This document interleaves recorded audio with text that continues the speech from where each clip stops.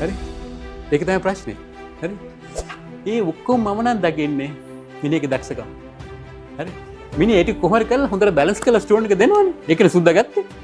ඔබ සුද්දා රෆ් ගෙනියන්නේ. මේක කවුරු දැකලා තියෙනවද? කවුරු දැකපු එකක් ඉන්නවද මේක? ඒ කියන්නේ ජාතික කෞතුකාගාරයට ගිහිල්ලා නැහැ. ඉස්කෝලෙන් එක්කන් ගිහිල්ලත් නැහැ. හරි?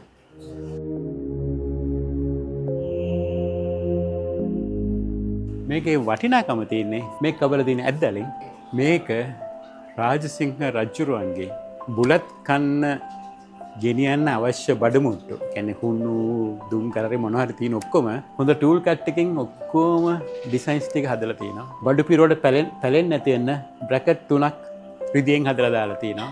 වැදගත් කොටස තමයි බුදුන්ට බ්ලූ සෆයර් එකයි කරා. ඉස්සර තිබිලා තියෙනවා ලොකු ගල් සහ මොනවා හරි වටින දේවල් හම්බ වුණොත් ඒ ටිකට රජුරෝ ඒක රජුරෝන්ගේ පංගුව.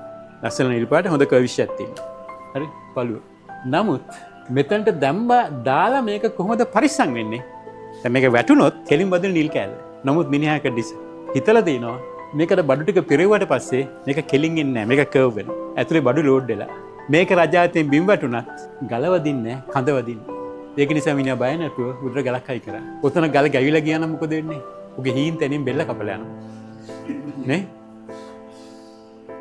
Let's join together to uncover the beautiful secrets and rich history hidden within Sri Lanka's gem industry.